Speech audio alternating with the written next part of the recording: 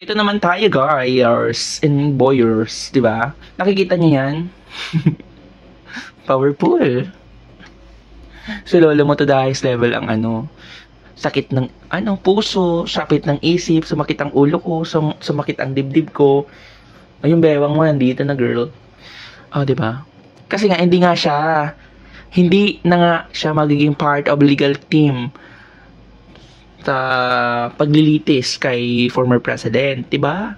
Kasi nga why? Sabi ni Vice President, kailangan mo na mag-focus daw sa political asylum sa request ni lolo mo. Yan Bumblebee. O 'di ba? So, parang sumakit yung damdamin ni Harry Roque dito kasi nga parang siya, ginawa niyang lahat, 'di ba? Nag-unfold uncover ng sarili niya para lang matulungan si Duterte, and he was even so proud of telling everyone na maging part siya ng legal team. However, since nga ang gusto ni Sara is yung may karanasan sa ICC talaga at mga powerful, naligwak ang lolo mo, 'di ba? So, sabi ni ni Harry Roque, ay hindi na talaga siya hindi siya magpapadakip, mag-invisible pag meron na magkokolekta sa iyo. Pakinggan naman natin siya, to be fair. Iniisip ko na dahil ang issue nga ay issue kung tama ba yung pag-aaresto kay Presidente Duterte, kinakailangan din, may Pilipino dyan, hindi naman po kinakailangan yung maging abogado yun. Bahala po pumili ang Presidente Duterte. Pero ako po ako'y piliin ni Presidente Duterte kung ayaw ni BP Sara at ang gusto ni BP Sara, mas iba mag-represent. Ma'am, that's your call. Hindi ko naman pagpipilitan ng sarili ko, at kung ako ay i-request ni PRRD, importante rin na i-endorso ko at i-request din ako ni VP Sara. Kasi nga, alam niyo naman ang kwento ng buhay ko, no? Talaga namang ako ay tagasunod ni VP Sara, susunod ako sa sasabihin ni VP Sara. At yan po ay...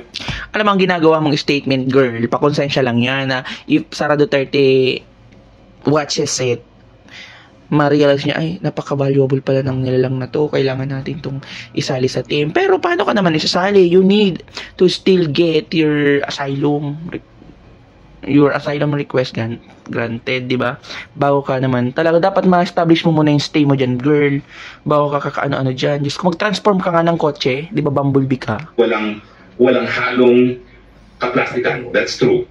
Kita nyo nga, sumunod ako sa kanya sa Unity, ano nangyari? Ano gusto mo? Susunod ako kung ano ang sasabihin niya sa akin. Ano gusto mong palabasin dun, girl? Usap kami, sabi ko, kasi minsan nakatakot ako sa iyo kaya minsan may mga gusto kang gawin na sa tingin ko, hindi ko sangayon, hindi ako makapag... Sipin yung Harry Roque na yan. He is a lawyer, di ba? Magaling nga daw siya ng lawyer. Nagsasabi na siya na natatakot siya kay Inday. Dun sa mga tao, especially kay ito, sana mapanood nyo. Senator Marcos and Imelda Marcos, Amy Marcos and Senator Jinggoy. Diba? Kaya Harry Roque pa lang, nakakatakot na daw si Inday. If you insist na talaga dapat inalaw, dahil nga immediate relative si Super Sara ni former president, baka maubos yung police doon, B. Sa sobrang galit niya, diba? Sabi niyo, i-disregard na nga ang pagiging vice president, i-disregard na ang pagiging abogada. Siyempre, anak na lang. Ay, B, kung anak talaga, B, mas matimbang talaga yun, B, kaysa sa mga nabanggit nyo. Dapat nakadikit pa rin yung pagiging vice president niya. Kasi kahit pa paano, may delikadesa, B, may profesyon, may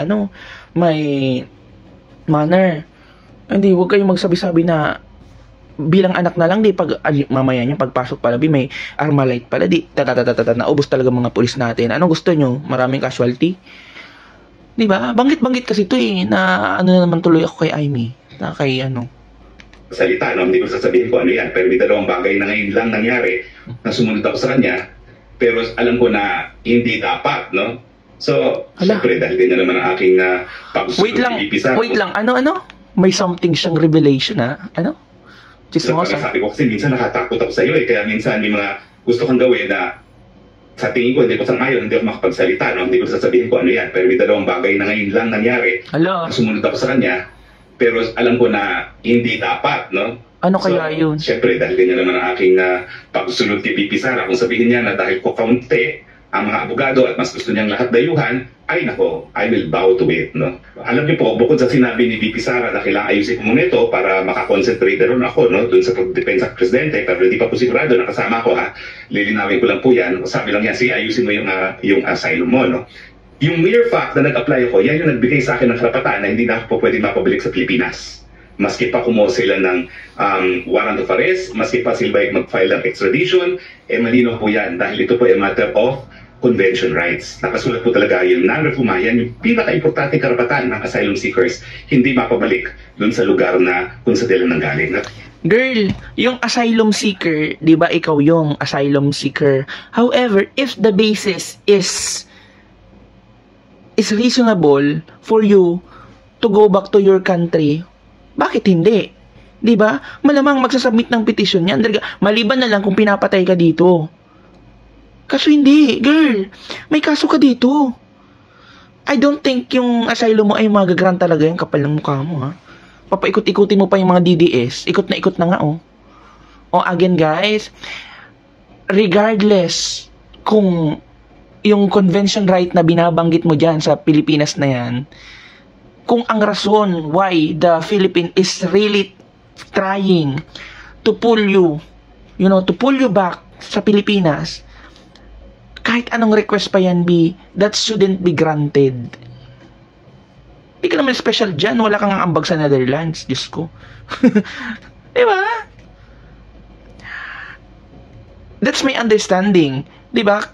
Ang basis is, mayroon kang kaso dito na kailangan mong harapin. If you are clear here, sa Pilipinas, tapos ang banta is life mo na, and then kung sobrang babait at siguro ang dami mong ambag dyan sa Netherlands, you will be granted. Pero wala kang rason na mag-stay dyan. Anong rason mo?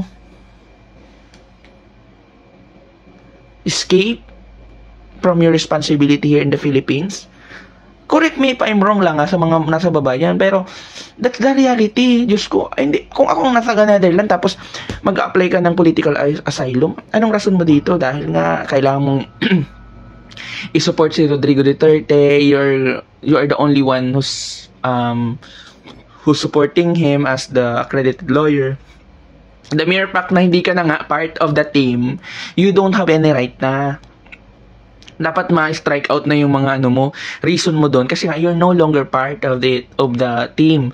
Once na nabuo na yung legal team ni former President Duterte for the defense team, you are no longer become one of the members, diba, of the legal team. So, ibig sabihin, yung mga rason mo doon, that's gonna be invalid. Mabuti nga, medyo hindi pa kung na-approve na yun, malamang magiging part ka na. Kasi kung hindi ka magiging part, malamang nasa Pilipinas ka na. Ganun lang yun. Medora ka pa. Inaano mo pa yung utak ng tao na yung asylum seeker. Parang common sense na lang, di ba? May kaso ka nga dito eh. Pag sinabi lang ng Pilipinas ay kailangan namin yung taong yan. Kasi nga may kaso yan dito. Siyempre yung pag-submit mo ng political asylum, huwag kang kampante B. Kasi meron may mga counter submission din ng ang government team. Dami mong kasalanan dito, ang kapal ng mukha mo. Pumunta ka dito. Kaaway lang. That's only my side. Ano pa bang gusto mong sabihin? Kasi pag ako pinabalik dyan, kukulong ako na unavailable sa isang kaso na yung trafficking na walang ka-ebidensya. Hindi ko po, ebidensya lang nila. Unang-una, sinamaan ko si Kasal. That's evidence. Huwag kang magsabi na walang ka-ebidensya. You're part of it. Huwag ka na huwag ka nang mag-rason-rason. Kapal ng mukha mo talaga. Sa Pagcor. Pangalawa, yung pangalan ko nasa isang papel na legal daw ako. Kakagigil. Alam mo guys, sa kakasabi niya na walang ka-ebidensya, baka makompleto mo yung top 15. Pangatlo, yung aking dating assistant nakitira doon. Ang kailangan lang pruebahan sa syndicated trafficking na ako i-recruit. Ang purpose ko ay para huwag mo akong musuan huwag mo akong musuan ang kanilang labor, no? Pangatlo ka na, nakapangatlo ka ulit. Dami mong pinapangatlo. Merong ebidensya. Kaya ka nga nakakapag-enumerate ng mga ganyan-ganyan kasi nga merong ebidensya. Diyos ko, taray mo talaga, girl. Ang dami niya mga sinasabi na sa kanyang rason na yun. Pansariling rason, B. Kung gusto nyo mapanood yung panoorin nyo na, basta ako wag na, B. Diyos ko. I will never transform as DDS sa mga ganyan mo lang statement. Nakakawala kang gana. Uwi ka dito. Magugas.